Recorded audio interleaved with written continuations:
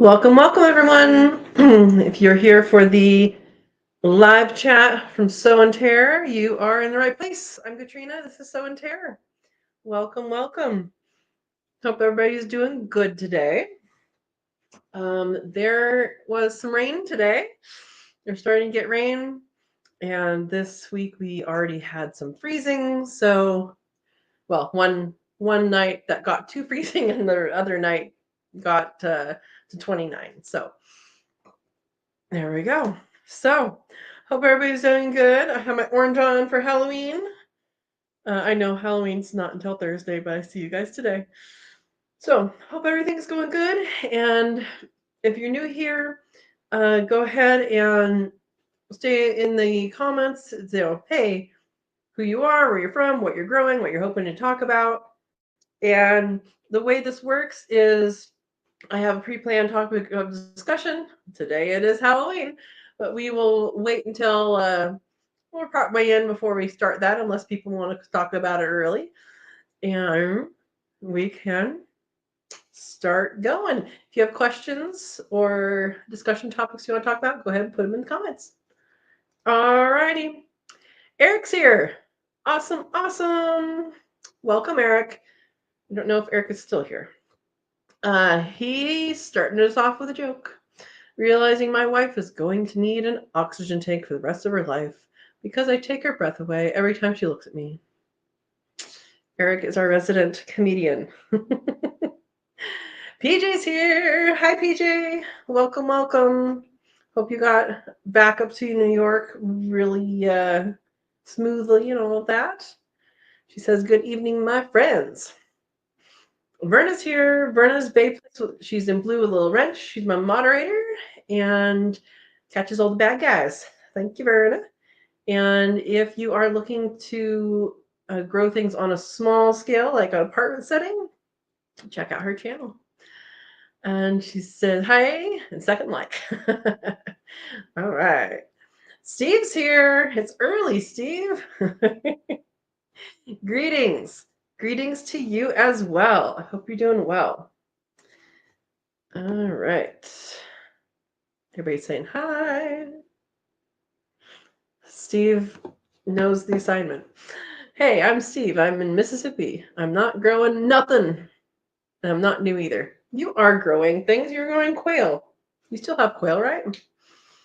Yeah. Dawn says I made it. No good news. Uh-oh. Uh-oh. Dawn, I hope your news gets better. I know there's some issues going on. Yes. I hope it gets better soon. You're welcome. And PJ says, yes, I arrived back safely. Good. Good, good. Being here is good news in itself. That is true, Steve. That is absolutely true. Absolutely. All right. Everybody's saying hi. We're just finishing up dinner. Hey, I understand it. I understand it. I'm drinking water tonight. Looked at the clock and says, don't have time to make tea. I barely had time to go out and feed the cats. Usually I feed them around, just after work, around a little after 4. But I was editing a video, so I can just put things up and not edit like late at night. That's the goal. Sometimes it doesn't work out that way, but that is the goal. So, yeah, I understand. Erica's here. Hello, all. Hope things are going better for you than me. Erica, I'm sorry. I'm sorry things aren't going well. I know some stuff happened with your bunnies. Hopefully that's it. Hopefully that's it. And hopefully things are looking up. Yeah. PJ says, I'm looking to buy a house in North Carolina. As of today, my house is officially on the market. PJ, oh my gosh, did you find one? Or are you going to stay with family until you find it? I have all these questions. That is so awesome. Yeah. So I just moved a couple months ago, and I mean, this place immediately felt like home, which is amazing. I mean, it's all ripped up right now, but yeah, it is still, the area feels like home, and I'm comfortable, throughout the property that I've explored so far and all that. So that's good.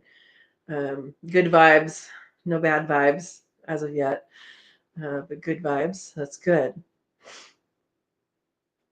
Yeah, I agree, Dawn. Dawn says, PJ, that is fantastic. You and Katrina are very lucky. Absolutely. Yeah. It's awesome to be on to be out of town on property, um, in a good climate and all that. So yeah. Okay, PJ says I've found several possibilities but can't get a loan unless I'm working down there. Oh, it has to be like within the state. Yeah, they want to know that you can repay the loan. Yeah. Looking for remote work. PJ, that's what I do. So that's what I do. Um, when uh, my loan people, that sounds really bad. When I was doing, I was buying the house, um, I was told I might have to have my boss write a letter that says I live there, or not live there, but a letter that I will still have a job there. Um, they took me at my word that I work remotely, but they probably should have gotten a letter. But if they did, I must not have been involved in that. I don't know. But I think they just took me at my word. But yeah, working remote is good. Um, and then I think that'll be good. There's a lot of remote jobs these days, for sure. For sure. Yeah. Um, yeah. Well, we are getting atmospheric river is coming through this week. Um, didn't get too much rain overnight. I think it was 0.18. And then I don't know how much we got this afternoon, but it did rain quite, like it rained straight down for quite a while. Um, like a couple hours, hour and a half, something like that. Not like all day, but it's been raining on and off all day, but for a while there it was raining pretty good. And so I get to see kind of what's going on. I did a lot of I did a lot of picking up of things, and I like weed whipped the ditch, which carries water in front of the house, and before the rain. And so that's really all I did. I didn't clear out any of the culverts or anything. Probably should do that, but at least I know there's a little skunk that is in the culvert, and it cleaned out part of it. I saw a little bundle of grass in there. So I don't know if he or she had a rude awakening. Um, I should play you guys that video. I'll wait a little bit and I'll play you guys the video. It was supposed to go in the weekend review, but I got it on the computer too late. I was like, I can go in next week. So you'll see it again next week. But it was pretty cute. So I'll show you guys that in a little bit. Erica says, my son-in-law had a stroke. Ooh. While I was gone to see him in the hospital, goats got into the front yard, knocked over the quail hutch, and you lost half your quail. Erica, oh my goodness. That sounds like a beginning of a joke. I mean, that's what it sounds like. It sounds like something, and then you'd be like, surprise, not true. Um, that's quite a lot. I'm so sorry about that. And then, yeah, that on top of the rabbits. Man, Erica, I am so sorry. Um, I hope your son-in-law recovers quickly. Um, and there's varying levels of degrees of how people recover from a stroke. So I hope I hope he recovers as much as possible. Um, Yeah. I know you know how to hatch quail, so while it sucks that they're gone, you I have faith that you will have quail soon. More quail soon. And man, those goats. Man. I need to learn more about goats because I do think I am going to get some in the spring sometime, is my goal. I don't have like a hard date or anything. I just know I have knapweed and need to get rid of it, and they would be great to do that. So, yeah. Aaron's here. Hello, Aaron. Hello, hello, everyone, he says. Hope you are doing well. I have not been paying attention to the weather where you guys are. You guys, well, any of you, like, actually, everybody that's on here is in Midwest or South, huh? Yeah, we have the atmospheric rain, atmospheric storm coming in. Atmospheric river, there we go. Um, should be rain all this week, but hopefully you guys are doing good. All right. PJ, I don't envy you. She says, but in the meantime, I need to start going through my junk. Yeah, you. Mm-hmm. And the longer you've been in a place, the more stuff you have. Um, yeah, that's a tough thing to do, and it is a highly, highly time-consuming thing to do. I don't know what the market is in your area. I know markets are different in different places. My house was on the market for less than a week before I had a buyer. This house was on the market for 2 years, so that I came into. So it widely varies, and I hope it is the exact right time for you. Yeah. Dawn says, I have half the seeds I ordered for winter growing inside with crack key. I won't plant until all seeds are in. Okay. That makes sense. That makes sense. The crack key is the hydroponics, right? I think that makes sense. I plan on planting. Maybe I'll do it tomorrow morning before work. But I want to plant peas and radishes and garbanzo beans. Radishes, they should do good. Garbanzo beans, I don't know how they do with like freezing.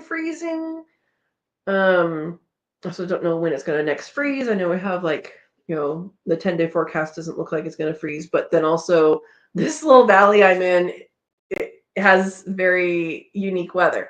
So something I'm discovering is how to read the weather prediction versus what the actual thing is going to happen. But I think all three of those will do well.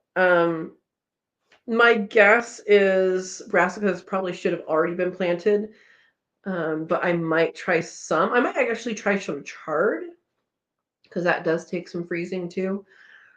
Um, I don't know. It's I should have planted some of these things already, but I want to try. And now that the tomatoes and zucchinis are nearly fully no good anymore, I can do this now. Um, and those are crops that I think I don't have to water as long as it keeps raining in a reasonable time, which is good because I turned off the water. Yeah. All right. PJ says, "Oh no, Erica, I hope he recovers quick. Sorry about the quail too." Yeah, absolutely. Absolutely. Dawn says, "I'm not going to leave the hydroponics on the low side just because of surgeries and months in casts." Yeah. I'm growing no more giving chances for doctors to get things done. Yeah. Yeah, I hope healing improves. That's what I will say. Um, yeah, very much is not a joke, Eric. I know you just, that's a lot. That's a lot going on. Yeah, man. Um, yeah, it's a lot. Verna's saying follow Weed'em and Reap. I have seen some of their stuff, and I don't remember which one that is. It's not one I follow. It's one I've seen, but I haven't like followed along. I will look them up again. Okay, PJ's saying Danielle is great from Weed'em and Reap. Okay. Yeah, Verna. I know Verna just moved.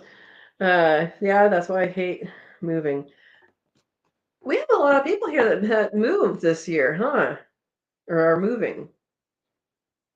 I know more people that are moving or moved this year too. It's interesting. Yeah. Yeah. All right. Well, people ready to see? See if I don't have it up.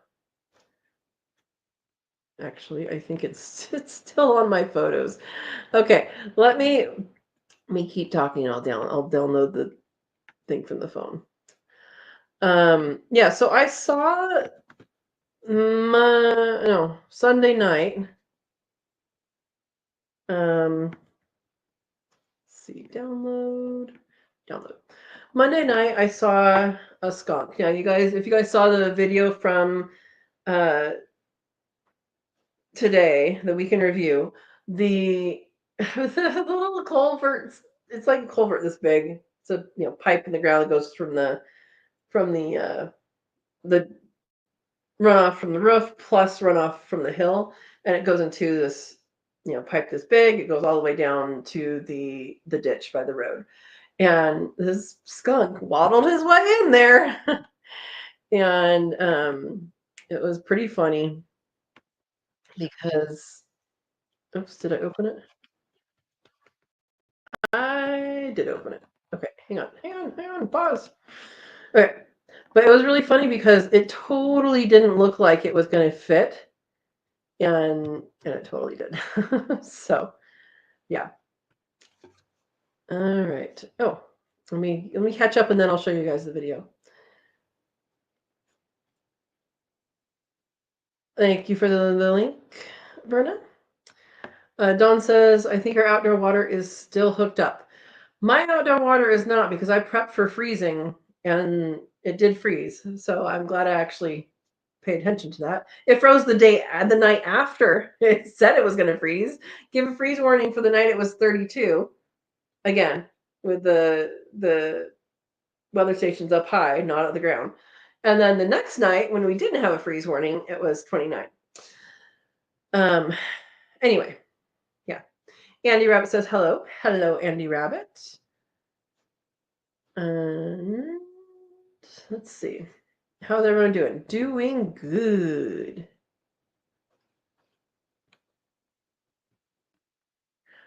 Steve says, too bad that lady in Missouri doesn't do more goat info. What's her name? Oh yeah, Jasmine. Yeah. I know other goat people too. Yeah, no, I know she did offer when I was ready for goats. I was talking with her about it at QuailCon. And then I haven't really talked to her. Yeah, on baby watch again. I know she's always on baby watch, always, all the time. I don't know how many. I mix goats and skunks into gunks, which could be fun. But I was reading Verna's next thing. Skunks are fun. I love skunks. I do. I know people don't like them. They're entertaining. They're so blind, like they're not actually blind, but they don't see well. And so if you see a skunk coming towards you, you can literally just stand still and they'll just like walk over your feet and continue on down the road. They're like, there was one time there was I was going for a walk and then up this hill I could see this thing and it kept on crossing the road. I'm a wildlife biologist, so I can identify a lot of animals from a distance. I just was not understanding what I was seeing. It wasn't something I was familiar with. Like, what the heck is that? And I got closer, and it was a mama skunk, and she had her body like pushed up because she was walking along with 4 little babies underneath her, like underneath her body. So she was like walking along with 4 babies underneath her. And she kept on going back and forth across the road. I'm like, well, no wonder you guys get hit on the road. But they were very cute. Anyway, all right.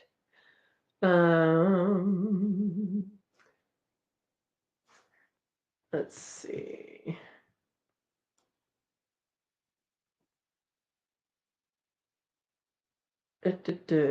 Andy says, I can't remember, but did you move your rabbits with you? Yes. I need to do some repairs to the hutches because the person I hired sucked and is not coming back. Actually, I think what I'm going to do is I'm going to do some additions to Percy's, and then they'll breed in there, and then I'll put them back into their hutches, and once that's done, I think I can make the repairs on the other ones, but his is too bouncy. Like, I don't want them to get hurt if there's 2 of them in there. Anyway, so that I will be doing that soon. But yes, they all came with me. The rabbits and the 5 rabbits and the 3 chickens came with me. I did not bring quail because it's just too much of a headache. I would have to get an import permit for every single one, which means I would need a health certificate and a palorum test for every single one. If I was MPIP certified, I don't believe I would have to get all those tests. I probably would have to still do the import permit. I'm not sure if I would have to do that or not, but I was willing to do that for these animals, just not for every single quail. They're easy enough to replace. Plus, I have plans for a place to put them, and I don't want to cram them someplace temporary. So yeah, there we go.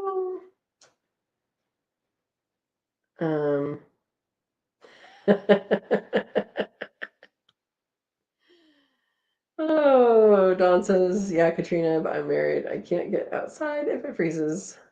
Big difference. Don't get married. There you go. There you go. Oh my gosh. Well, I was and I'm not, so it was a long time ago. Yes, moved rabbits and chickens. So Verna's saying about skunks, as long as they don't feel threatened, they will not spray. Exactly. But if you see them doing their dance, time to run away. Yes, they do a handstand or if they start stomping their feet. Yeah. I didn't move my quail. Dawn. Yes, it is cute.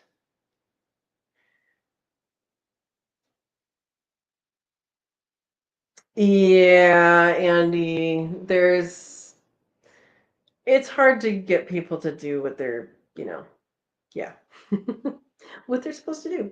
With very specific instructions. All right. Verna says, I'm exhausted tonight. Had my daughter with me all day. Yeah. Yeah. Well, I'm glad you got to see her, though. And that's so awesome you get to see her. All right. I'm going to share with you guys. It's going to be in next week's Week in Review, but I just think it's so cute. And what is it? Share screen. Window. Media player. Okay. This is a little skunky. And here we go.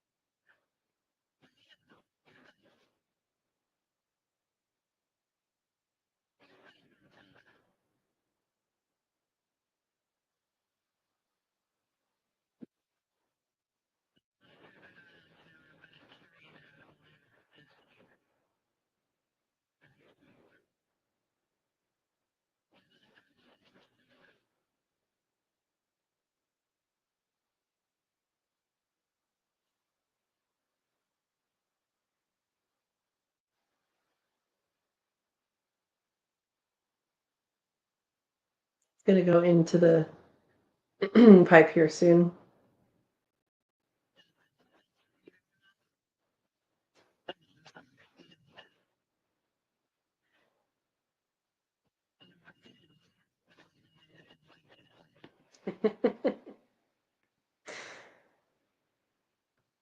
So hopefully you guys enjoyed that.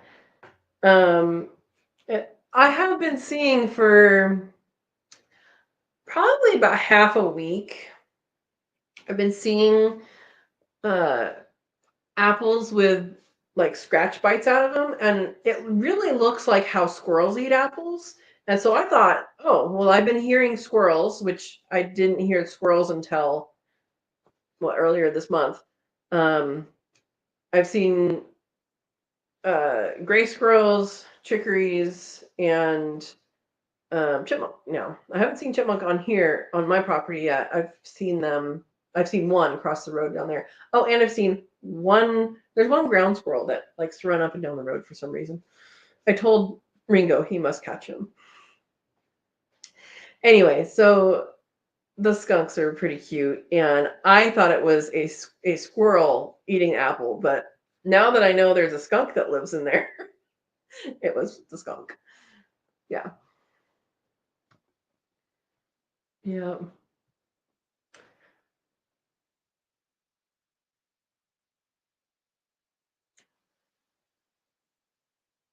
Oh, Dawn. Mm. You're gonna healing will be months and you'll be immobilized. Oh my gosh. Well, I hope when all is said and done that you have good knees, good legs, and you're able to have walk and be strong and all that. Yeah. Aaron says, "Cute skunk. I need one." You guys have skunks where you are, don't you?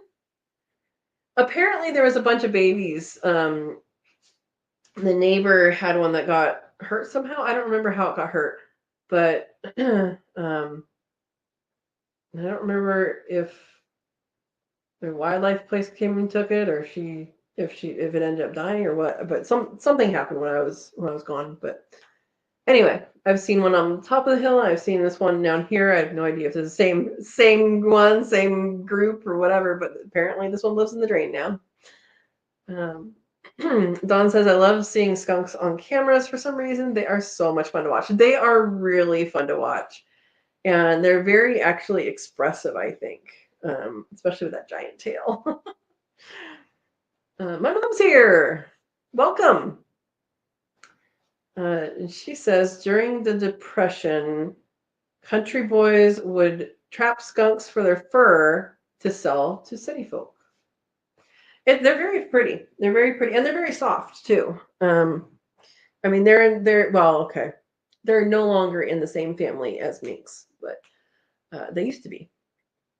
They used to be in the same family as weasels, and then um, people have figured out they are less related and decided to split them off.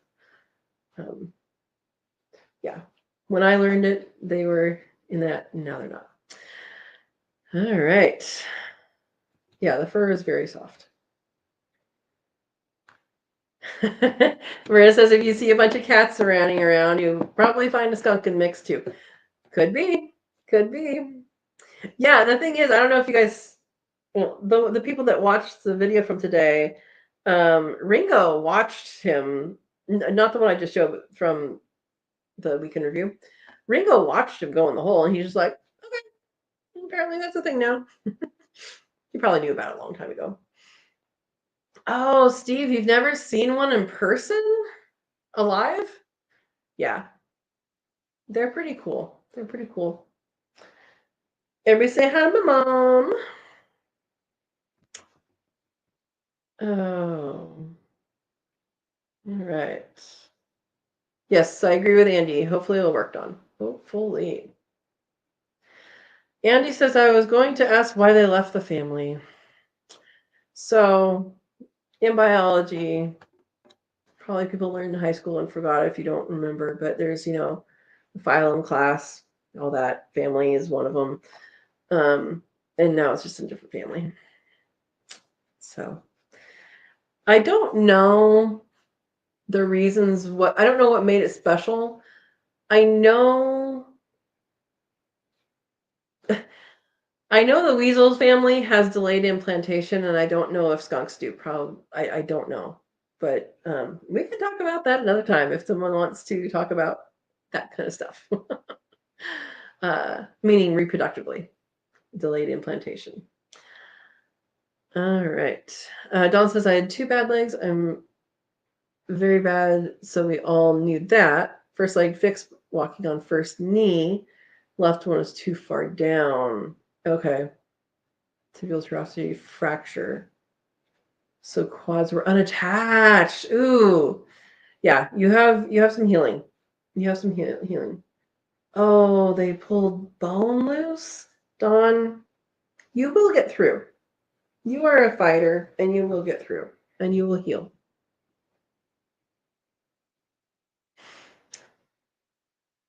Aaron doesn't have skunks there. Mosquitoes, yes, but no skunks. Those are not the same thing. How do you not have skunks? Skunks are everywhere. Are you sure? Um, all right. Well, they're fun. They're fun, and their footprints are really fun because they have like a line in the middle of their, like, pretend this is the foot right here. There's a heel, and then there's the rest of the pad, and then it looks like it just folds, and then it has the toes. They're very distinguishable. Yeah. Steve says to Aaron, it's because your mosquitoes probably carried the skunks off. Yeah. Oh my gosh, Dawn. Your PT had that happen too? I've never heard of it pulling a bone loose. That's amazing. Yes, Andy Rabbit. Yes, that is what that means. Okay, you guys want to know. Delayed implantation is when they do the deed and the embryo doesn't actually implant into the uterus until later.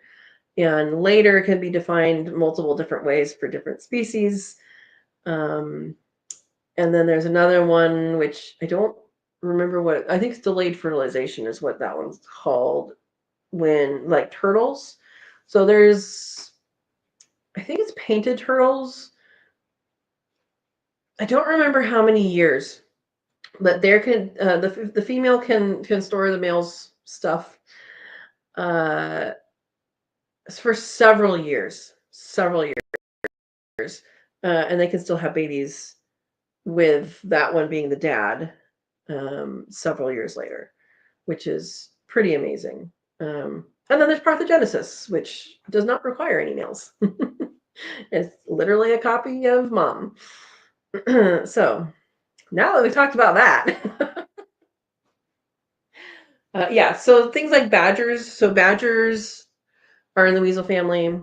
Um, June and July are around this region. June and July are the months where the young are dispersing from mom. Uh, Badgers live singularly. They're pretty, non-social except for when they have babies. And so if you see multiple together, they're either mating or they are siblings or mom and dad, or not mom and dad. Dad doesn't stay around. Mom and babies.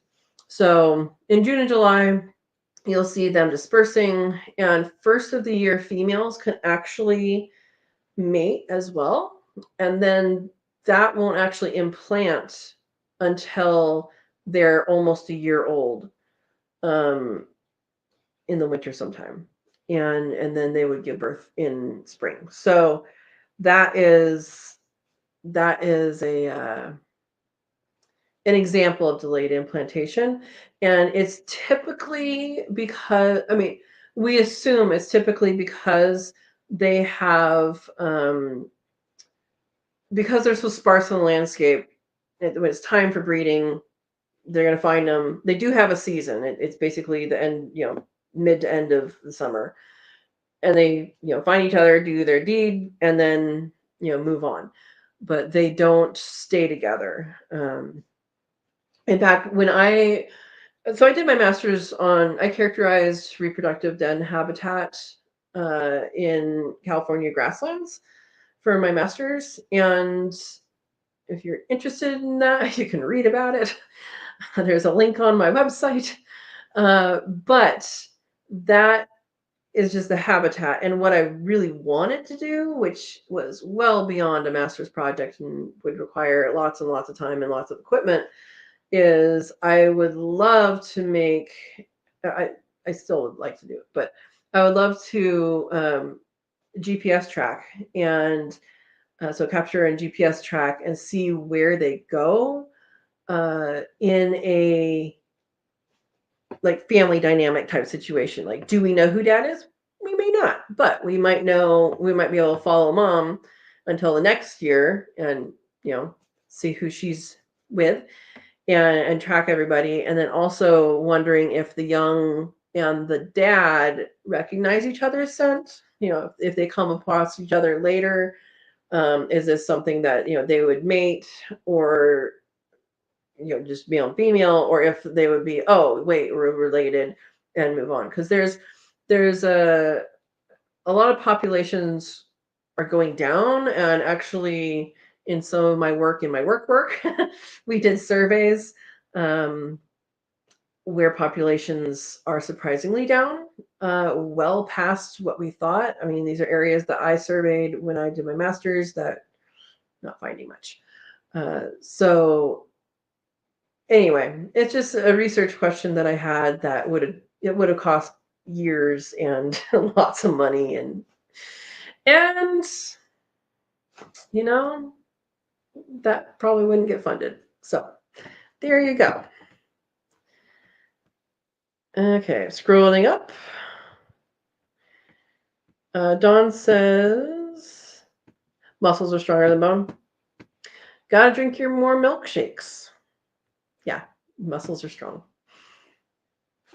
And Verna says, skunks can stay hidden, and if you start noticing the aroma of their smell in the early morning, then you have lots of skunks and don't realize it. Now, when that first video that I took of it going into for this weekend review went into the pipe, I was actually feeding the animals, and I smelled something musky, but it didn't smell like a spray of a skunk. Like, it's like, oh, something is musking right now.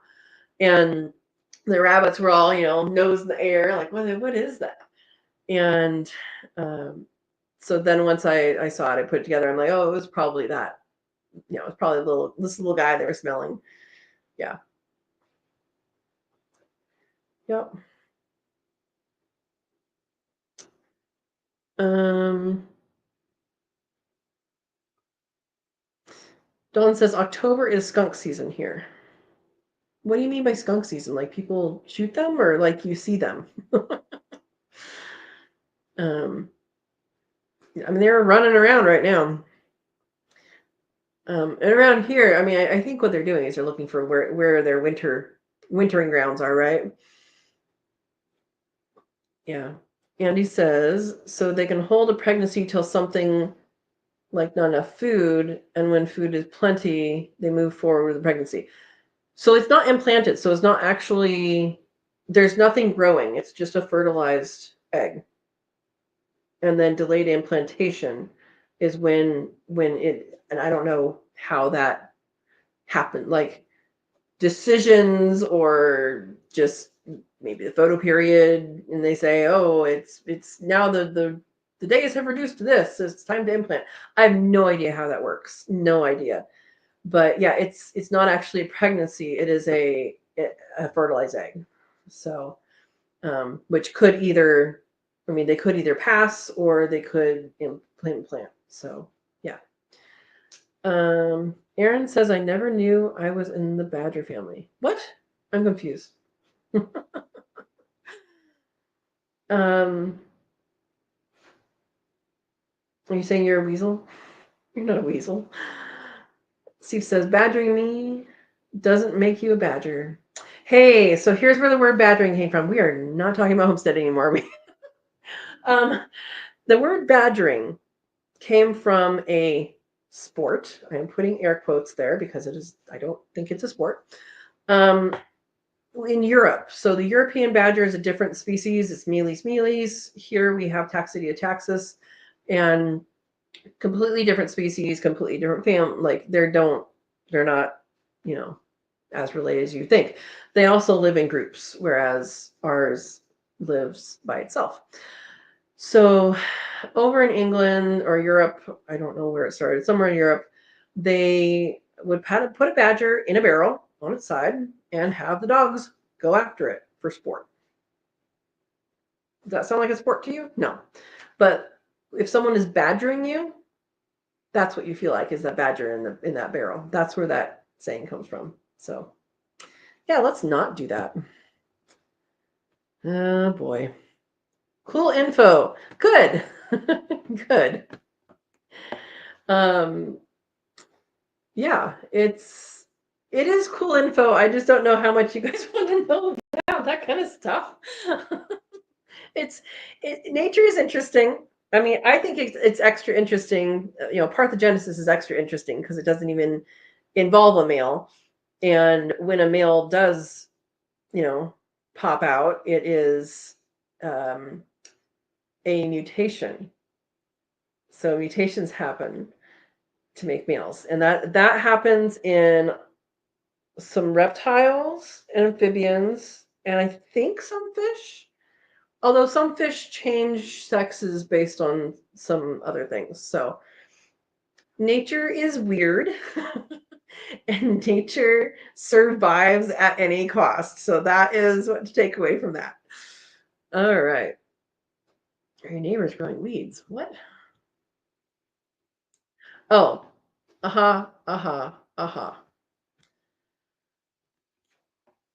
There is something called skunkweed, and it lives in bogs, and it's in the Midwest.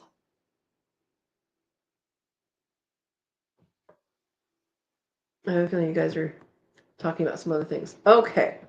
We are not talking about that anymore, guys.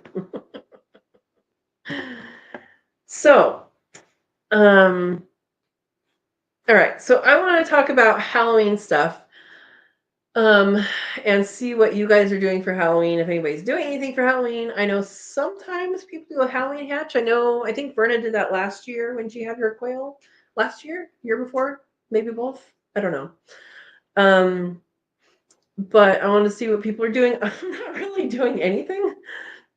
I did ask my neighbor if we get trick-or-treaters way out where we are, and she's like, no. Okay. So I think I probably won't get candy. I do have some root beer barrels that are here. They might get root beer barrels if they come by.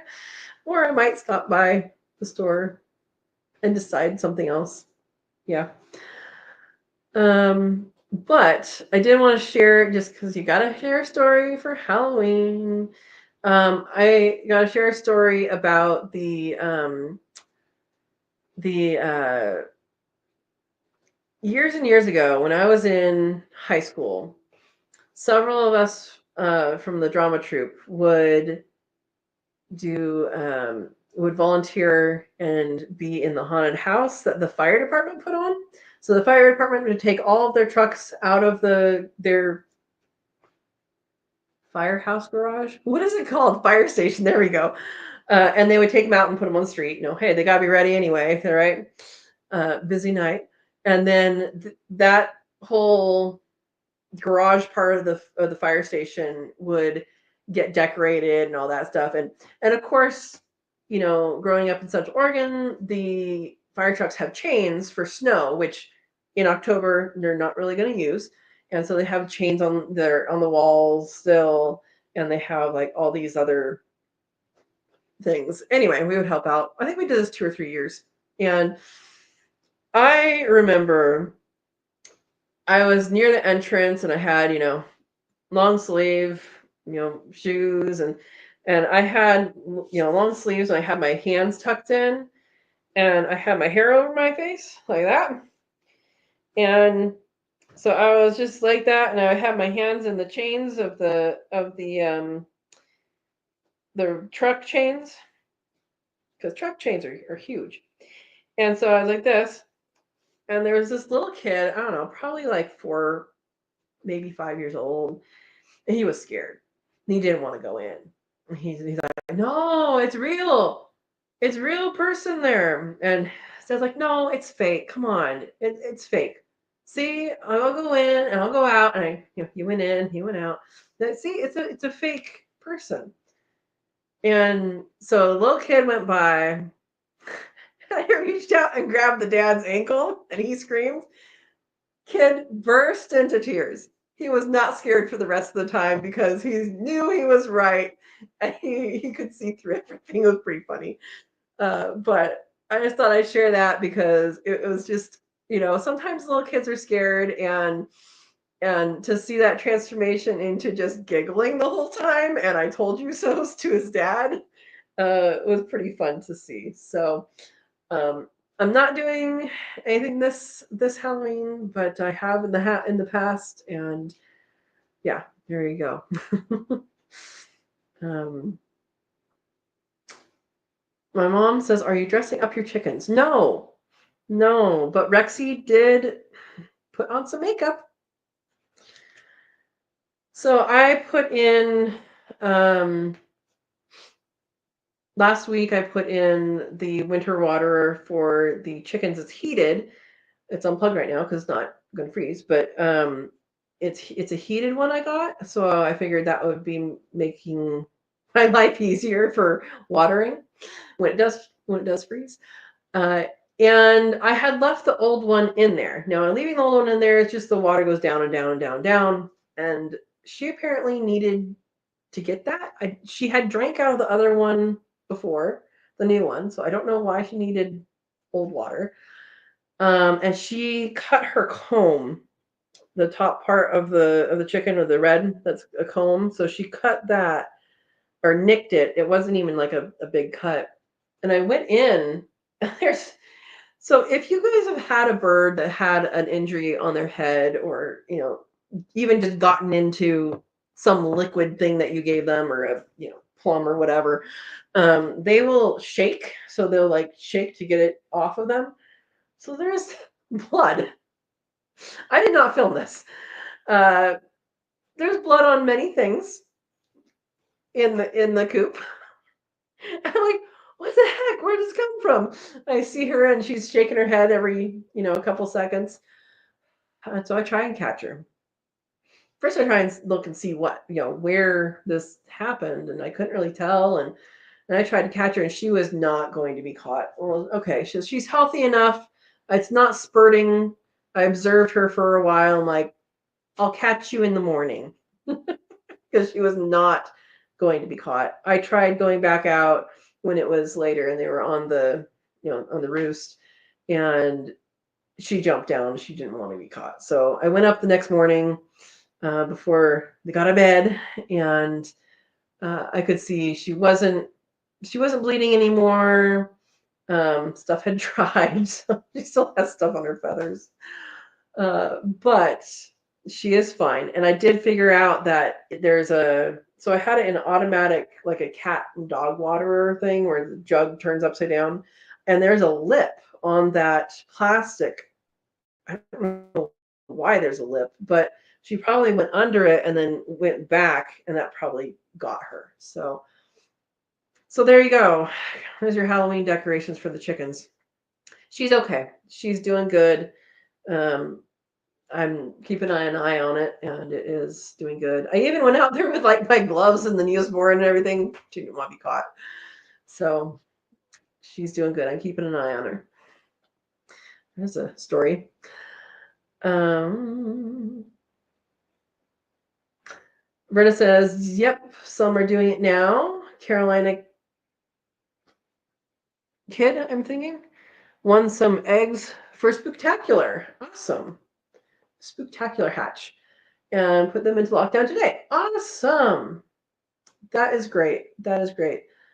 Yeah, so she's talking about the hatching Halloween hatch. Spooktacular hatch. Yeah. Yeah, see, Steve, that's my problem. Get a flavor you like and end up eating it yourself. That is my problem. This is passed down to me from my grandma. Yeah. Oh, PJ says I'm packing and stuff for Halloween. All right. Yeah. Because if you get candies that you don't like, which what is that? I think there are some. If it's mango flavored, I wouldn't like it. Then you just have them for next year.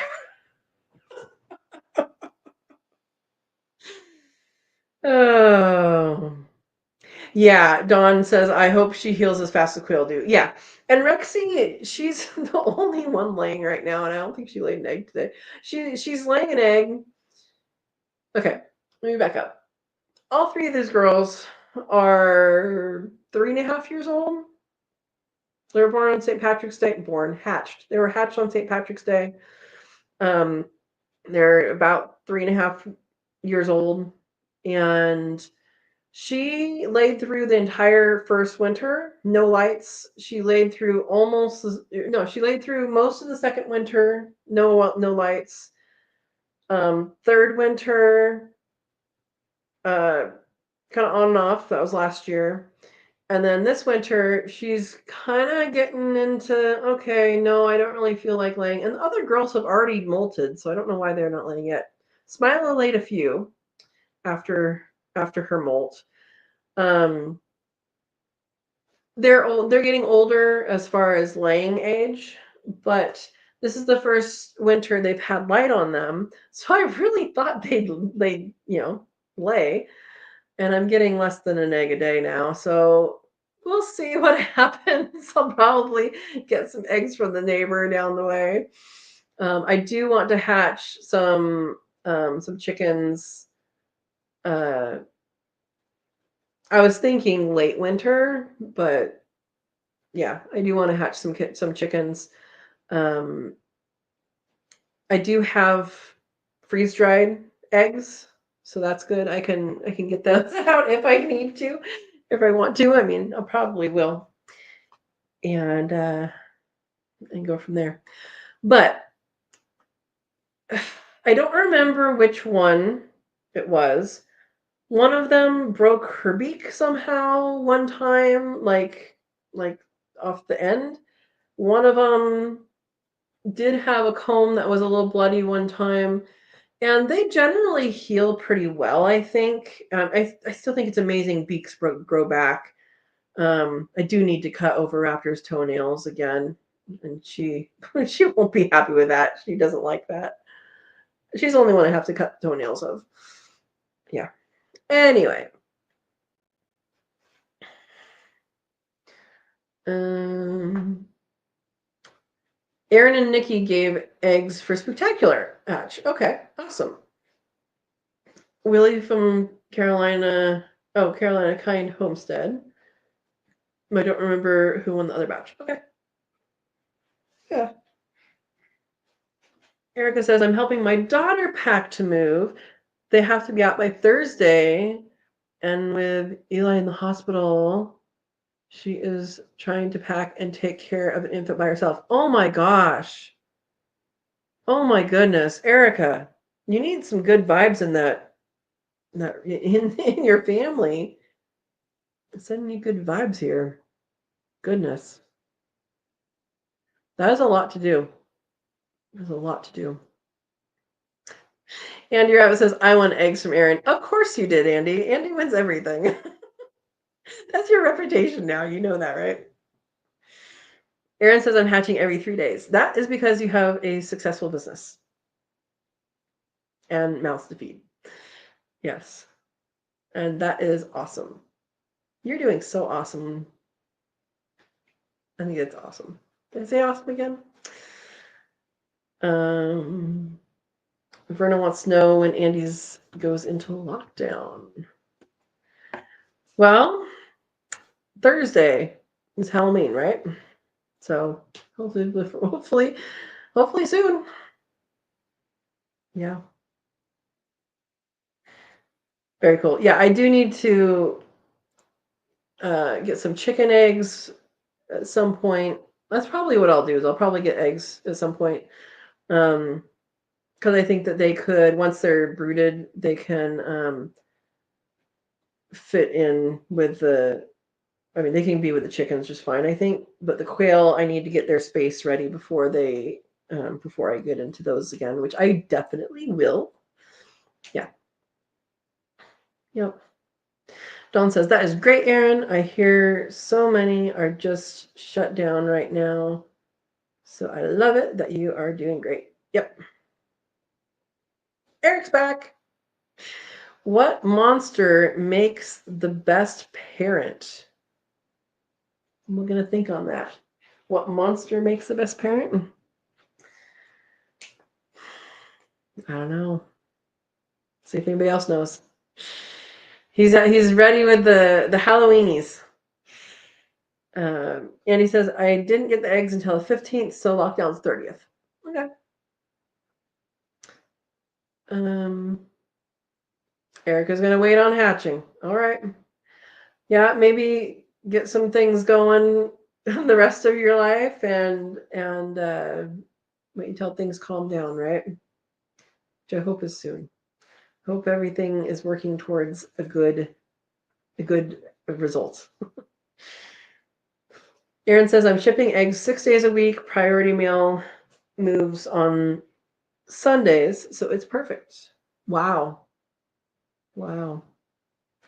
You told this last year, Eric. I don't remember what it was last year. What monster makes the best parent? The best parent. You guys know? I'm guessing it's Halloween related. A good monster? A ghoul. I don't know. All right, guys. I want to hear your Halloween stories, and also what you are doing with your animals for Halloween, if anything. Mommy. Okay. Yes. That should have been in my head. You are correct, Eric. You are correct. I should have figured that one out. Goodness. All right. Now, is anybody giving their birds or other animals pumpkins to carve? Because there is, let's see.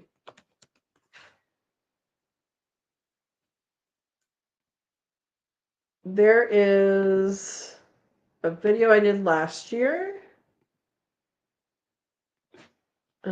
Chickens carving pumpkins.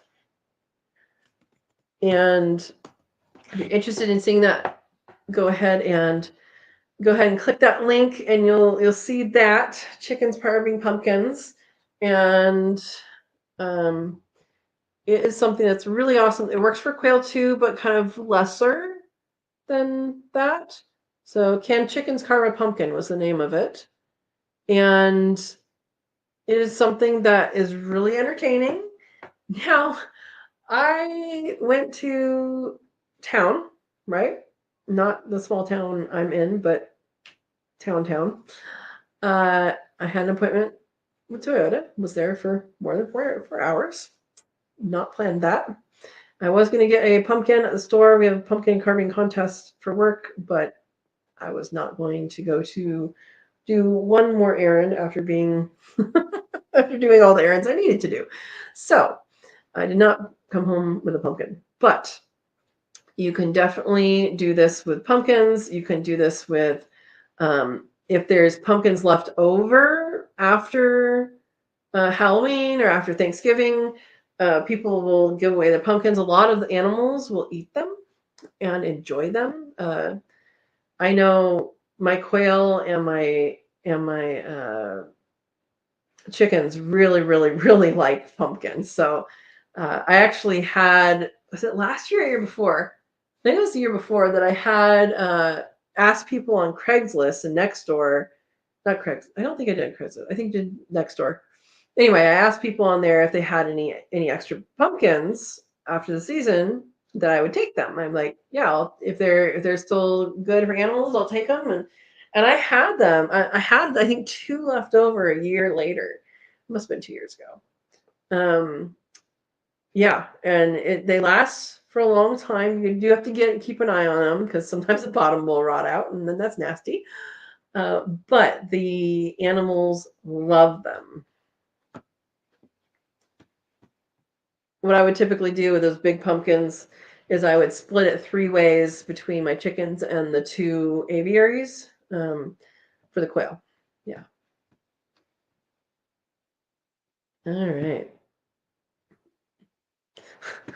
Erin says, I'm going to make a campfire for a few of my quail for Halloween. All right. All right. Not a freezer camp, a campfire, huh? Erica says, my best Halloween story is that my granddaughter was born on Halloween 15 years ago. That is a good story. Hopefully it wasn't scary. Dawn says, no, but pumpkins are Kakari favorites. But the tiny ones are almost $7. They love them. Oh, is that the bird? Is that the bird? I was thinking that was something else. Yeah, pumpkins are expensive. They're not even in the local store that I have. I don't have it. My local town does not have pumpkins in the local grocery store. That's how small it is. Eric says, how do you fix a broken pumpkin? With a pumpkin patch. That's a good one. Oh, and Aaron's daughter was born on the 1st. Of course, she was late. 22 this year. My goodness. My goodness. You know, I know a lot of people have kids. I can't imagine having a 22-year-old or any age, really. Oh, man. PJ says, what pumpkins I did give to my daughter or take down to South Carolina, my animals raided my wagon and ate them all up. Did you guys do pumpkin seeds? Did you make pumpkin seeds? Yeah, that's another question. People know you can roast pumpkin seeds, right? You just rinse off the gooey, and put them on a tray. You can spray it with oil if you want first, or I don't even know if you have to, but you can spray those with oil if you want, or leave them dry and put them in there. And I don't remember what temperature. Somebody knows the temperature. Tell me temperature. But you can bake them, and then they kind of start to make a little sound when they're ready. And you have to like stir them around a few times. They're good. I don't like them with extra salt, but people salt them too. Yeah. Aaron says to PJ, you'll have a shorter drive to QuailCon. Not the number one reason why she would go there, though. I'm guessing. Angie says, I will be giving my animals pumpkins. I went to a festival and probably brought home a few 100 pounds of pumpkins. My van felt like the front end wasn't really on the road. My goodness, that is a lot of pumpkins. Oh. All right. Only a half hour shorter. All right. All right. Pumpkin seeds also can be used as a dewormer. And I know we had talked about pumpkin flesh, like the actual pumpkin. And I don't think we ever got to an answer on that. Does anybody know that? I think it might just be the seeds. But they might be good to hold on to or to grind up or hold on to grind up if you need that in the future. Yeah. But pumpkin seeds, and I don't know if that's all squash seeds or if it's just specific to pumpkins, because pumpkin is a big category. So anybody know that? That would be good too.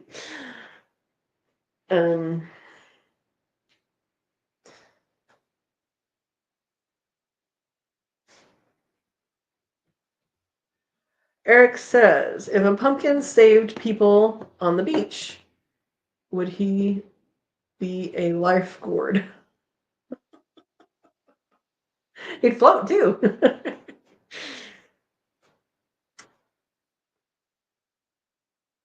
Oh, Steve is accounting for PJ stopping at extra places along the road. It'd be shorter. I mean, that might make it longer. Might have to go and then come back. Verna says, I am baking a small pie pumpkin tomorrow for dinner. That's good. Has anybody eaten those little tiny ones they have for decorations? They're actually really good. There's a recipe. I think my coworker gave it to me. And they're actually really good. You bake them and they're tasty. So try it. If you have them already, or if you see them and people are getting rid of them, try it. I mean, it's kind of a lot of work for what you get, but it still tastes good. And if it's free, then even better. Pumpkins are good for deworming. Yeah, we know the pumpkin seed, but is the actual flesh is the question. Yeah. Yeah. Oh my gosh, and Steve has a granddaughter born on Halloween 22 years ago. My goodness, you and Aaron, they should know each other. Hi, food forest permaculture. Welcome. And greetings, Sow and Tare and fellow Earthlings. Greetings. I hope you're doing well, and we're talking about what's happening for Halloween. Halloweeny things going on. Are you saving pumpkins for your animals? All of those things. Eric says, I saw a wonderful array of pumpkins. They were gorgeous. So pumpkins and gourds are in different. Are they different family? No, they're different species. I know they're different species. Anyway, I'm not going to try and explain that because I don't remember. Yeah. No pumpkins in the stores. Yes, Steve. How will people make pumpkin bread, pumpkin pie, and other good things? They have these cans. I don't use them either, but canned pumpkin. Yeah, it's kind of weird. I don't know if there's like a pumpkin patch nearby that I don't know about that, all the kids are getting their pumpkins from, or if everybody's driving half an hour to the town or what. I would expect there'd be some farmer around that might be doing it. Maybe it's well known and I just haven't been here long enough to know. But yeah, having a pumpkin patch would be probably a good moneymaker and a good experience for people. So again, I don't have kids, so I don't have to know these things. Yep. But you can make pumpkin glop. And if you don't know how to make pumpkin glop, we're going to look for glop on my channel, and you'll get pumpkin pie step 1. And this is a very old video, so quality's not the greatest. But if you are making pumpkin from your own homemade pumpkin pie, it's called pumpkin glop. That's because it sounds like that when you put it into the bowl. Glop. It's really attractive. Anyway, that's how you do it. You can follow along and do that and make your own pumpkin pie. And there is a part 2 to that. Well, let's look up that too. Why not? Why not? Let's see. Pumpkin pie. All right. So if you already have your pumpkin glop, here is the pumpkin pie. And this is a recipe that some people don't like pumpkin pie, have liked this pie. So it's a good one. It's a good one. Kakari is the little parrot. Okay. Got it, Dawn. Got it. And he says, I want to can a few of the pumpkins. Yeah, so Pumpkins I haven't canned. You do have to cut them into 1-inch squares and can them with a pressure canner. They should not be canned as a puree, which is what the pumpkin glop is. It's pureed cooked pumpkin. It should not be canned in the home like that. And the reason is the density of it doesn't get the temperature, the pressure right to the center of the jar. So they actually have scientific reasoning behind that one. Sometimes they do, sometimes they don't. As far as home canning, this is home food preservation. What is it? National Center. There we go. National. I'm looking at the website. Center for Home Food Preservation. And I'm just looking up canning pumpkin. So that you can get it easily there. Here we go. Canning pumpkin. And this is an official thing. I know a lot of people do can things that are not, it's called rebel canning. I do not do this. If there is a reason why it shouldn't be done a certain way, then I will pay attention to that. So use your own judgment, but I recommend following their methods. And then if you are going to do the puree, freezing it is great. I use Ziploc bag. I freeze it flat. I squish it in 3 cups. The recipe I use has 3 cups of pumpkin glop per pie recipe, which makes 2 pies. And so that fits in a quart Ziploc. I flatten it and I freeze them flat. And then once they're frozen, I can put them wherever in the freezer.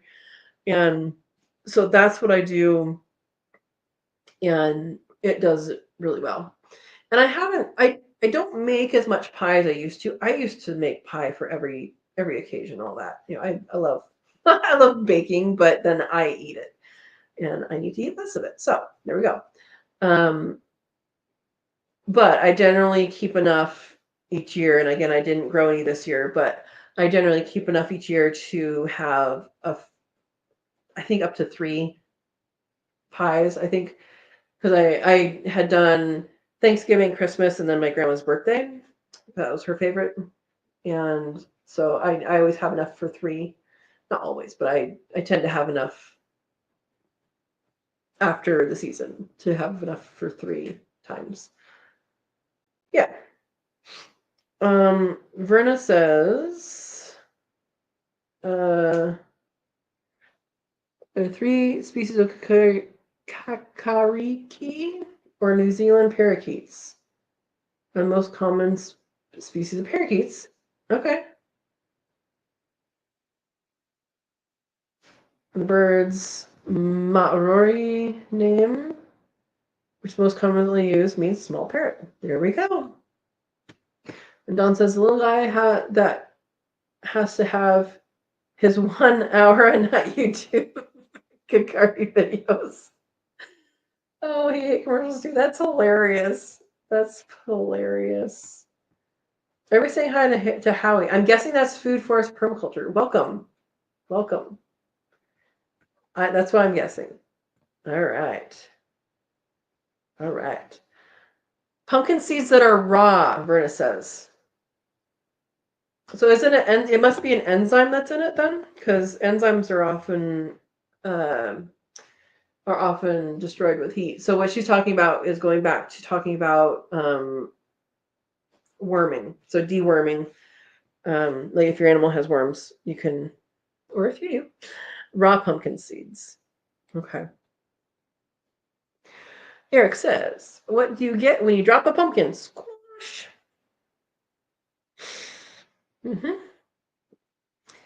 Andy says, pumpkin is a good stool mover for dogs and I'm sure other animals. That is true. That is true. So pumpkin, the flesh, is good for that. And the seeds are good for worming. Okay. Eric says, what do you get if you divide the circumference of pumpkin by its diameter? Pumpkin pie. I don't think I've heard that one yet, Eric. Goodness. Okay. So Steve has the scientifics here. Pumpkin seeds contain curcubinicin, a compound that has been shown to expel parasites. It's just the seeds. Okay. Yeah, Andy says I've used the tiny ones in a stew. Yummy. Yeah, they were really good. The recipe I did, I think it was like wild rice and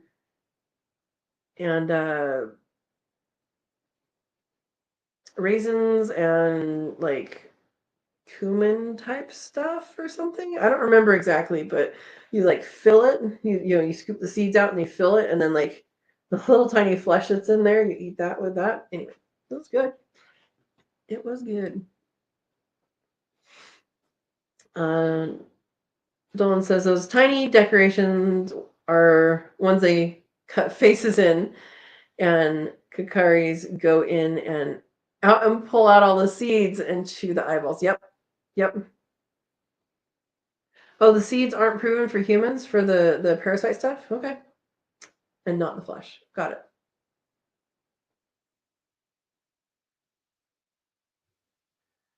Andy says, saw a movie, not a movie, a video that Martha Stewart made on the little pumpkins.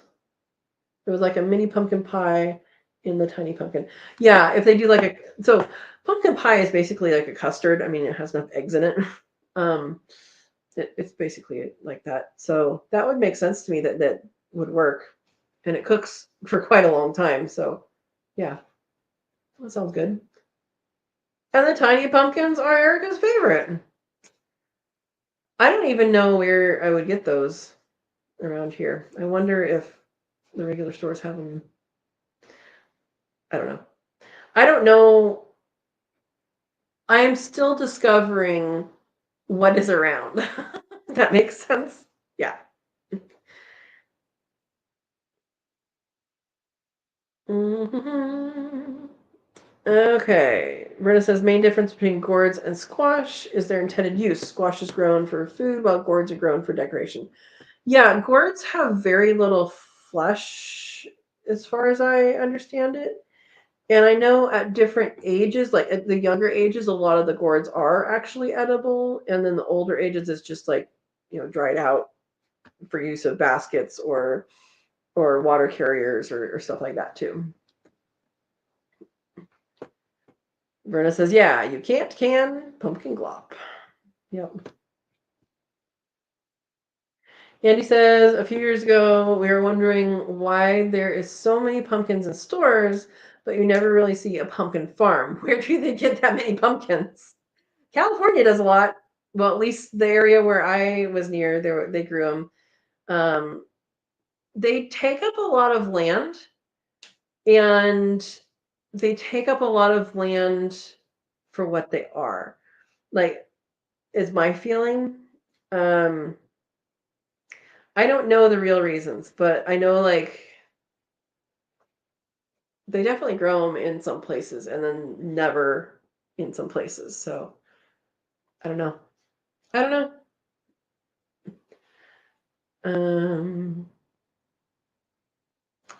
And Verna says, I've seen pumpkin fields. You're just not looking in the right fields, Andy. Steve says you should not can mash because there's no research that proves the heat penetrates enough to eliminate the risk of botulism. Right. So basically, they know it doesn't go to the center, and the reason is to eliminate botulism. That's the part I didn't say. Yeah. And it's not that I hate the word proves because that's not a scientific word. We're not proving something. We can show something. The way science works is it checks it. It's a hypothesis that's checked, and then if it's checked again with some new information, then it can change. So that's why changing your mind about something with new information is a good thing because you add new information in and you get okay, well, here's more information. Now I can really get a full sense of things. But yeah, so it's not that no research proves that heat penetrates enough. It's that there has been research that has shown it doesn't. And I've gotten that from not just the website I sent to you guys, but there's more information on that. So, but yeah, but botulism is what we're trying to avoid in that situation, or what we are avoiding in that situation. And Dawn says, you're making me hungry. Oh, well, time for me to go do some PT. I am going to be bad. I'm taking 2 days to myself despite orders. After 2 days, it will be. Anyway, enjoy tonight and tomorrow. All right, Dawn, take care of yourself. Please continue to have a good attitude and heal well, and you will get there. You are strong, and we believe in you for sure. All right. Yeah, Andy says, I've only seen pumpkins in a field at a pumpkin patch. I've seen them in fields, but again, when I was in California, there's a lot of agriculture there. And I know there's a lot of agriculture in the Midwest, but there's a lot of agriculture in the Midwest that is just corn and just soybeans. So it might just be a diversity of things. I know probably growing season might play into that. There's smaller pumpkins. Smaller pumpkins take less time to grow. Bigger pumpkins take more time to grow, typically, and that's typical of anything, watermelons, all of those things. So it might be a growing season, or like a number of days in the growing season issue, or it might be something else is more profitable in that area. If squash bugs are in an area, they'll probably take them out. That might not be the best use of someone's land as a farmer to have to try and treat squash bugs. There's a lot of different thoughts I can have on that. But yeah. Steve says, good night, Dawn. See you on the racetrack soon. Eric says, if anyone gets a message about canned meat, don't open it. It's spam. Oh, goodness. Dawn says, 2 days tonight and tomorrow. I refuse to practice immobilization. That is a lot to just not move. It's a lot. Maybe you can move parts, not other parts. But I wish you luck, and good vibes going your way. And Verna really liked the joke. Yep, gonna can pumpkin in chunks. Good. Good night, Dawn. And Verna says, add pumpkin glop to your cheesecake recipes. Make pumpkin cheesecake. I'm a little bit of a purist on the cheesecake. I make a really good cheesecake. I haven't made it in years. Not years. Probably a couple of years. The recipe I have is just, if you add stuff to it, it's not smooth, or the textures or the taste, and it's really good all by itself. It takes a really long time to do, though. Maybe our Cook With Me, Katrina's kits, maybe we'll do a cheesecake, I don't know, closer to Valentine's Day or something. I don't know, some dessert time. Already have the next couple months planned out. Oh, Erica! Erica says, I forgot to ask, how did the bear claws turn out? The bear claws turned out wonderfully. And they were really, really good. We did a 2-day, let me see. We did a 2-day event, and we missed you. And let's see, that was last week. Let's see if I have Yeah.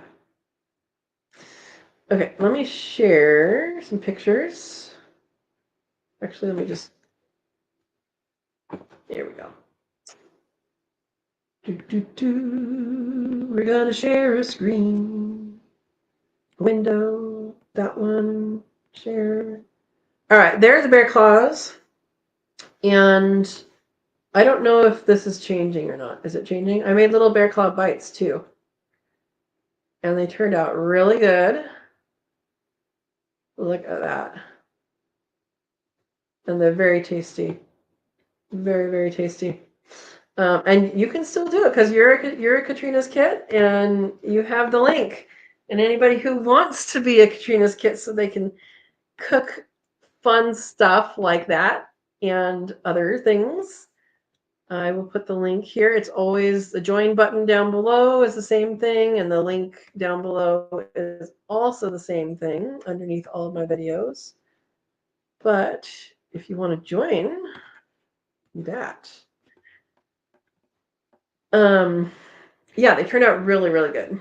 And so next month we're going to do a soup, and then for December, I want to do marshmallows. It might be marshmallows and something else. I have to look at what the recipe actually entails, make it worth it. But I want to do marshmallows. So marshmallows is a really good thing to do homemade. I've not done it before. I've had homemade marshmallows. I've been with someone when they were making it.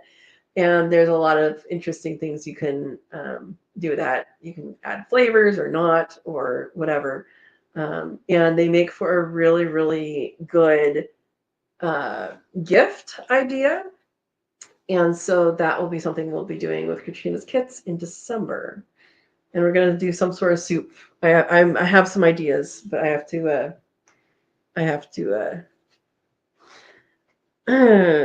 think on that. So let me know any days in November that do not work, any weekends that do not work for the cook with me. Yeah. All right. Eric says a slice of pie in Jamaica is $2. A slice of pie in Barbados is $2.50. Slice of pie in Trinidad and Tobago is $5. These are the pie rates of the Caribbean. I have heard that one before, and it's pretty funny. Thank you. Oh, Andy says the pumpkin seeds for dewormer has to have the shells on them. Pretty sure. Okay.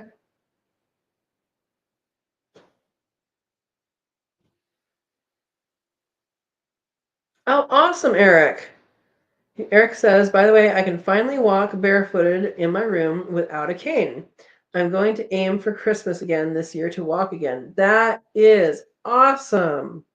That's awesome. I know you've been working on that for a very long time. And I'm proud of you. I don't know what just happened there. I'm proud of you. You're getting back, which is awesome. Awesome, awesome. Good vibes with you and your recovery as well. Yeah.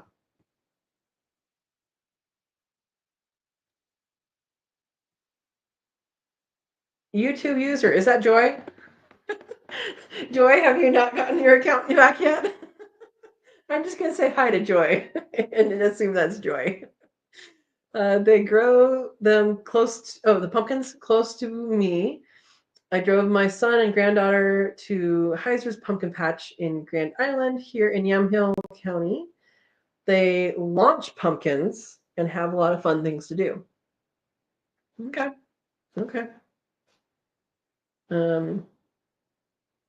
Yeah. Yeah. And that's what the question was, is pumpkins unrelated to pumpkin patches like for kids. But yeah, they definitely do them. Yeah. Yeah, so Andy Rabbit, they do change. So that's a good point. So Andy's talking about changes in meat and other things. So as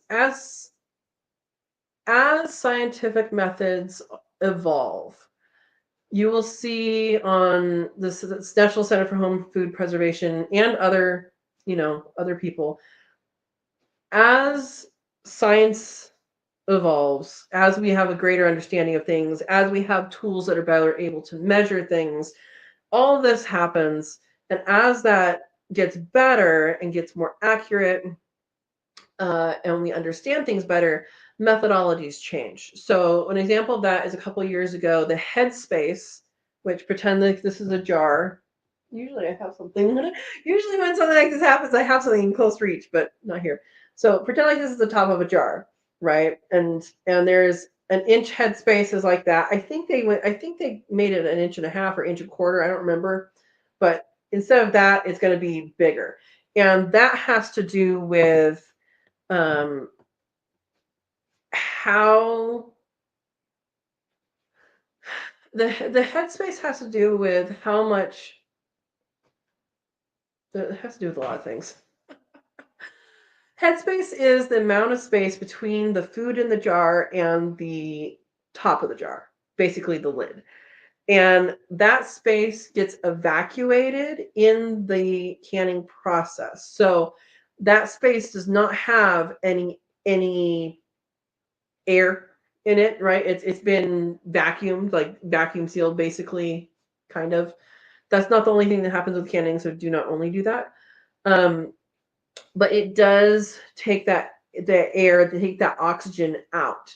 And oxygen is one of the things that degrades food quickly. And there's oxygen, light, and moisture. And those three things, if you take oxygen out and you take light out, then you're going to be doing really good. If you take moisture out, like freeze drying, that'll be even better. So those are the three ways to avoid food spoilage and food aging, nutrition's going away and stuff like that. So um, knowing the appropriate headspace is important. If you have too little, I'm not sure what happens. There might be more risk of siphoning. And too much means you may not be getting out everything, like may not be getting the oxygen out you might think you're getting. And it's not what they've tested. So these tests happen and they evolve, and so there are changes. So while I encourage you to get a physical book, that they do offer a physical book. You can either order online, and it does cost some money, or you can get a free PDF and then you print it. I highly encourage you to have a printed copy in case you can't get anything online or can't get on your computer. And then when something does change, just write it in your book. Whenever I can, I do go onto that website and check if there's been updates, because the website stays updated, whereas the book you buy and it's just there. So, and then once it's, if it's updated, I write it in the book and say, this is the new thing. So I think it's important. Anyway, let's see. Yes, Andy says, that's awesome, Eric. You will get there. Absolutely. Food Forest says, good night, Earthlings. Great live stream. I like this village. Well, thank you for joining us. Thank you, Howie. And good night. Who ate all the bear claws? Steve, me. What'd I just say? I have a sweets problem. I did. Yeah. There we go. Serena's here. She says hello. Hello, Serena. Welcome. We're talking Halloweeny stuff. We've been on a roll with pumpkins. Okay. Erica says, what and when are we doing next time? So next Katrina's Kids Cook With Me live is going to be, I don't know the date. That's why I'm saying send me any dates that don't work. And then it's going to be some sort of a soup. So I don't know what yet. I have to think on that a little bit, but I'll get there. I need to do it before the newsletter, which will go out probably this weekend. I'm back to doing my monthly newsletters, and I'm going to try really hard to get it out at the forward part of the month. Yeah. Serena says, what do you call a twitching cow? Beef jerky. That is a good one. Andy says, homemade marshmallows are so good. I haven't made them in a few years. Yeah. Yeah. They make the best Rice Krispie treats. That's a good idea. That's a good idea. Yeah, so I want to do that for December because I figure those can be given as gifts, and that will be a good thing. And so we're going to do that together. If you are a member of the channel, you can do it with us. All right. YouTube user says, hi, everyone. It is me, Joy. Welcome, Joy. Are you getting the rain I'm getting?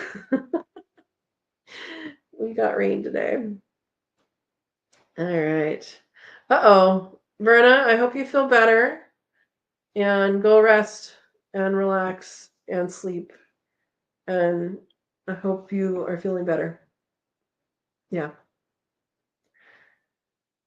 Andy says to Verna, have you remembered to take the vanilla? Take it. So I did see you guys making vanilla on Verna's channel. That was pretty cool. I haven't done that, and then yeah, I haven't done it, but it is something that is pretty cool you can do. Making vanilla extract. If you guys missed that, that was this weekend, right? Verna's last live had that on there. Or had that. I haven't actually finished it. I got halfway through. Yeah.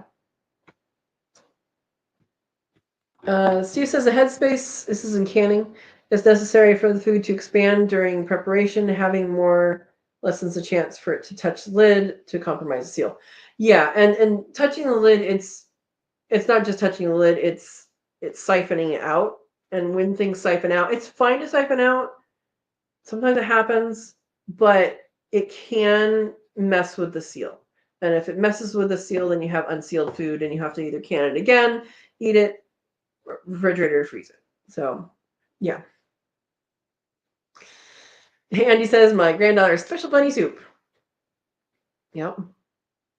Yeah, so I have rabbit. So rabbit will probably be a meat that we do in the soup, but you could substitute with chicken if you don't have rabbit. Serena says, which spice sounds like a bear or lion? Garlic shake. Oh, to shake the vanilla. Okay. Yeah, you shake it every day for a while, right? Yeah. Joy says, yes, rain and sun today. Yeah. Yeah, we had a lot of cloudy, a lot of rain, and some sun in the afternoon. Just in the afternoon, though. So, yeah, it's been rainy. And there's going to be more the rest of this week. I did not get to doing any chainsawing yesterday. After Saturday's long day, I took it easy. And I probably should have chainsawed, but it's okay. It's okay for firewood. I don't need firewood unless the power goes out. So, and if power goes out, I know where to get wood. So it's not an emergency, but I should do it soon. Yeah. Serena says, what do you call a haunted hot dog? Halloweeny. Goodness. All right, so we have a couple people doing the Halloween Spooktacular Hatch. And then is anybody getting kids ready for Halloween or getting ready to have kids come to your house for Halloween? I was told by a neighbor that we don't get trick-or-treaters. We will see what happens though. And I kind of wouldn't expect trick-or-treaters to come out this way unless they live out this road. So, because I remember when I was a kid, once we finally convinced my parents, I don't even know if they drove us in or if other people did, like friends or something, but we would go into town I lived outside of town, and go into town and trick or treat in the neighborhoods, and then we'd come back to the neighborhood we lived in, and people live. Everybody has basically 2.5 acres, and so people were more spread out. But we'd walk, and at a couple houses, it's like, oh, you're the last trick or treaters, and you're like the only people of the night. Here you go, donk, and they would give us all the candy. Um, and I don't even know if I don't know if my mom's still on here or not. But have you guys had trick or treaters in a long time? They haven't in a long time. I know that. But I think it's because people driving in town, it's like you forget about the houses that are right near you. Like they haven't had very many trick or treaters. Yeah. Serena says, I'm waiting for it to cool down before planting garlic. It was 90 for the high 2 days ago. Today was 82. My goodness. It was 80 in town on Saturday. Yeah, I was a surprise. I haven't planted my garlic yet either. I'm so used to garlic being November thing. It's still in the box. I haven't even opened the box. I hope that's what's in there. Yeah. Andy's taking granddaughter this year trick or treating. Good. Good, good. And she wants to be a princess. That is good. Hopefully you guys make a costume that is good for her. Erica says I made a costume for Lucas. He is a candy corn. How is Lucas doing? Has he grown? Lucas is a little puppy. Hopefully he's doing good, and hopefully he's doing good with his training. A little cute little dog. Oh, Erica says she is a princess, Andy. There you go. There you go.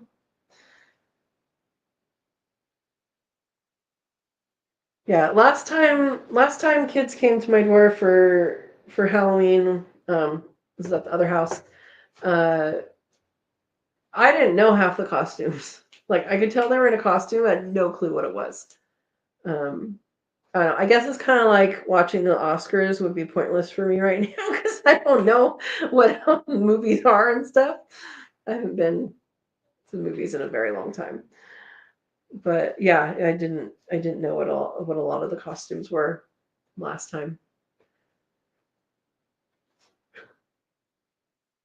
I'm not around kids, so I'm not like, oh yeah, that's such and such from that show, because it's usually something from a show. He's starting to feel like a princess. That's great, Andy. That's great. Serena says, I'm hoping my Long Island cheese pumpkin ripens before the first frost or freeze. Serena, I don't remember what state you're in, but it's probably getting close. If it has started to change color, it will continue. This is a general statement for pumpkins. I don't know about that specific one, but it should continue to change color once it's inside. I would not, if it's gonna freeze, I wouldn't leave it out there, or I would cover it. If it's gonna frost, I would cover it. At least the fruit. But even if so, here's the thing to think about too. If it freezes in the morning, it looks like it has sparkles on it. It's frozen. The plant. It will then likely wilt. So it's better if you just pick it, before that happens. And if it is late enough, it is going to be okay. It started growing September 1. I don't know if that's enough time. I don't. Interesting. Eric says, a good costume idea this year is Australian Olympic breakdancer. Yeah. Reagan wearing green. Yeah. I have seen a couple of those online. There's someone that dressed up a skeleton, like a plastic skeleton in the yard as her. And that is just an interesting topic overall. Erica says, Doggy is doing great in his training and he is growing like crazy. Awesome. Awesome. I am glad you have him. That is a good thing.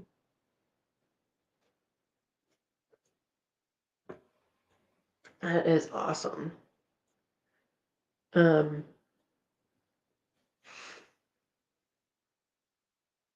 Yeah. Well, I don't have pumpkins like the pumpkins, but I did bring back some squash, some heirloom squash varieties from the Heirloom Expo. So I should probably start cooking some of them now. And actually have a couple from last year that I wanted to see how long they would last, and they're actually lasting quite a while. I do have a candy roaster um, that I'll be making something out of at some time in the near future because it's been on my mind, and I have to think about what I want to do. I'm thinking I might just bake it and go from there. We'll see. We'll see.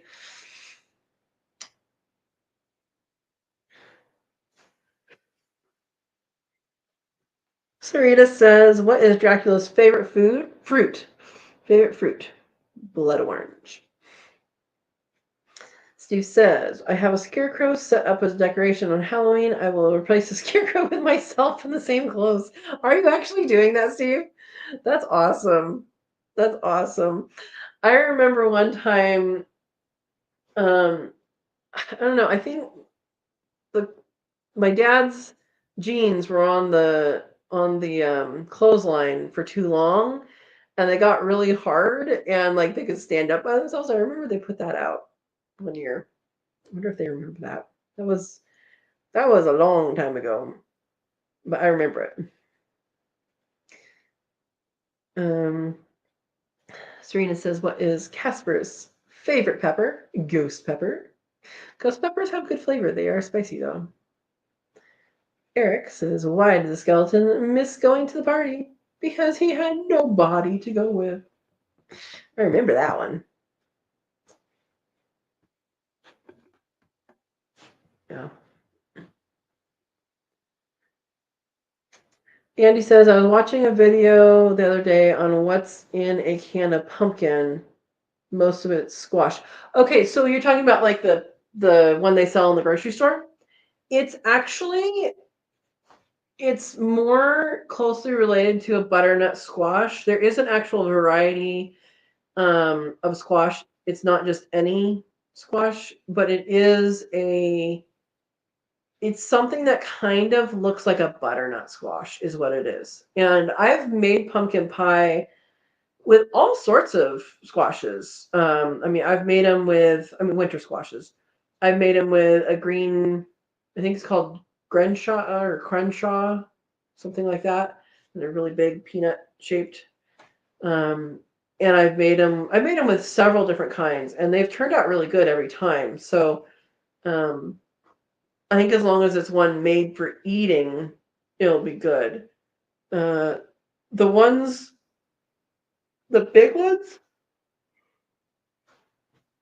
the big ones that people use for carving pumpkins, I have a lot of flesh in them, but they don't really taste that great. I know my first experience with cooking with pumpkin, I looked up a pumpkin soup recipe. I did not have much money. And so I went to the store and I got the biggest pumpkin because it was X number of dollars for a pumpkin, and you can get whatever size you want. And I got like a giant one, and I chopped it up and I cut it in chunks and put it in soup, and it was nasty. Yeah, there you go. There you go. But yeah, the store one it looks more like a butternut squash, and I do not remember the name of it right now, but it is a specific kind. And I know Baker Creek, rareseeds.com sells that kind, and that's where I first saw it is actually the Heirloom Expo one year, long time ago, and they had the story by it, and that it was that one, which is interesting. But you can use multiple kinds. Yeah.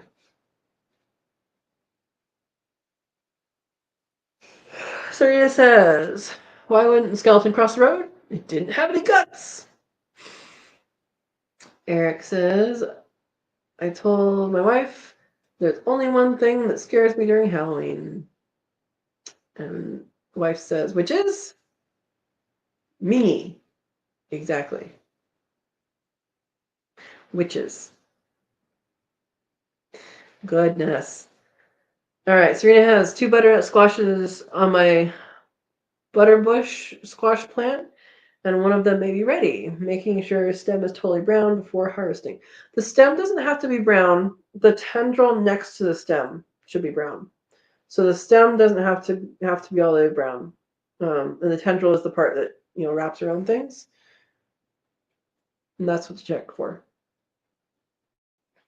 Eric says, I told my boss that I'm coming back to work as a ghost for Halloween. I'll be there. You just won't see me. Yep. Steve says, 1 year I dressed as a skeleton, like I dress and put in the meeting room and set up a staff meeting. What? Oh, you dressed a skeleton, not dressed like a skeleton. Got it. He set up a staff meeting. Did you really? That's hilarious. That is hilarious. Yeah. See, growing up in Central Oregon, Halloween could be the first day it snowed. So if you planned your costume ahead of time, it had to be warm enough that if the weather was snowy, that you could be, in costume still and not in jacket, you know. So yeah, that was something to consider as a kid.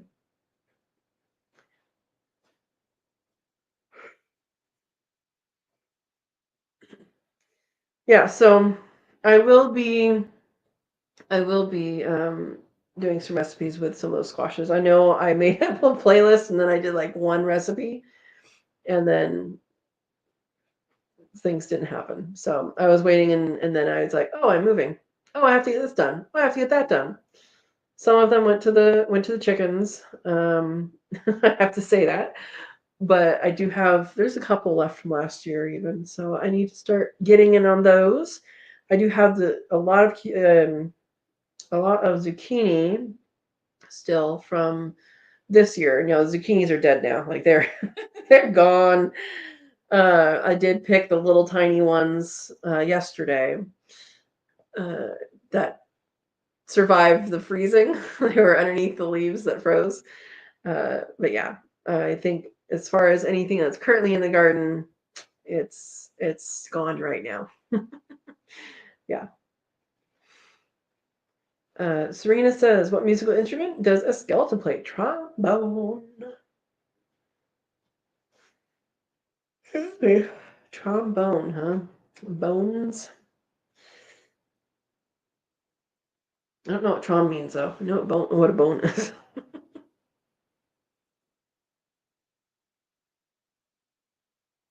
Mm-hmm. So, do people want to see the skunk video again or no? Anybody want to see skunk video again? I still have it up just in case. Why are beaches haunted? Because all the sandwiches there? What? Oh my goodness. Yeah. All right. Anybody want to see baby skunkies? No, they're not. It's not a baby. It's just a young one. Okay. Steve says I worked in a call center, set a skeleton at my desk with a headset, and had IT set it up so I could remote to my desk and work. My desk was outside the manager's office. Oh my goodness. Then for the next 3 days, just adding more skeletons to the desk. Oh my gosh. You made that up, Serena. Good job. That's hilarious, Steve. That is hilarious. I have a friend who, and this is April Fool's, this is not Halloween, but April Fool's. My birthday. So I have a friend that I think it was her brother in her work. What did he hook up? I think they hooked up a payphone to her phone. Was it a payphone or was it rotary or it was some weird thing. I think it was a payphone. Instead of her phone, so she had that for the day. I think that was it. Anyway, there you go.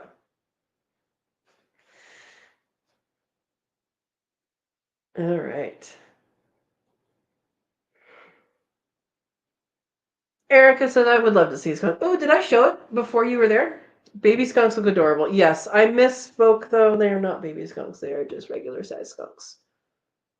but it is cute. It had an apple that it took to the drain pipe. So I'll play it again. Oh, did I not leave it up? I thought I left it up. Yeah, it is up. Let's see. Oh, there we go.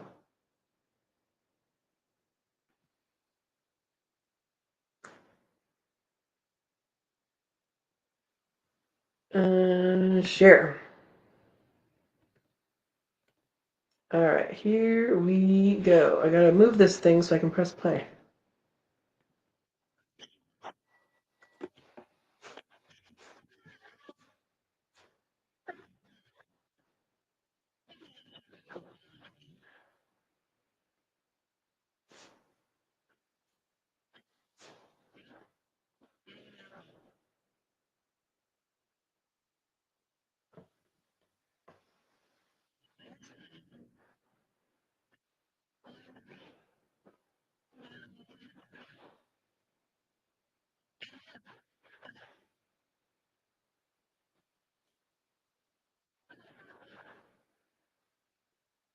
This is the second time I've seen it at the drain.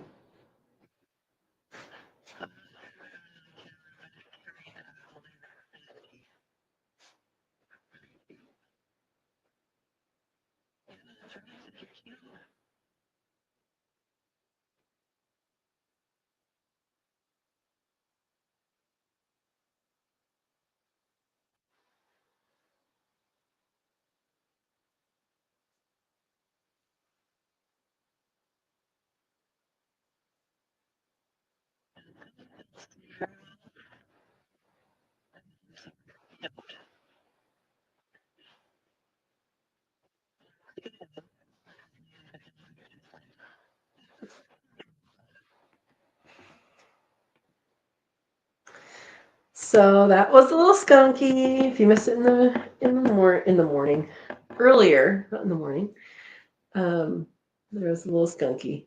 Oh, you saw it earlier. You just love cute critters. Yes, it is a cute critter. Yep, yep. Serena is asking, are you planning to stick with StreamYard even though it's now $49.99 or switch to these other things? I am doing the free version, so it doesn't cost me anything. You're limited to a certain number of hours per month, which I am well under, and so yeah, I'm staying with free. I am not making enough money off of YouTube at all to warrant buying, well, anything, but yeah, if I was to be making money off of this, then I would have a better editor software, and I would have, I'd probably pay for StreamYard to do some other things, but I'm using the free version. Sorry. Serena says, what does a skunk use to defend itself? Instincts. Yep. And those little nozzles, they can aim too. They can aim at what they're going after. But they're fun. I like skunks. I know a lot of people don't, but I like them. There's twice I saw spotted skunks, which is a different species. And so that was really interesting to see them. They're much smaller body, and their tails are very, those old, like, the ladies with the big plumy hat. That's what their tails remind me of. It's just extravagance off their back end. Yeah. So they're fun. Yeah. So Serena, I'm not familiar with those other two platforms, but StreamYard's been pretty good. I think I've only had an issue with it once, and that was like, I think everybody went down that one time. And then yeah, I'm using the free version. So yeah. Alrighty, guys. Well, it is 8 o'clock. So unless you guys have any other questions or things you want to share or Halloweeny things you're gonna do, let me know. Otherwise, we will call it a night. And hope everybody has a good Halloween. It is my first Halloween here, and I think it's probably supposed to rain, and probably won't get kids, which is fine with me. And yeah, that's what we're going for.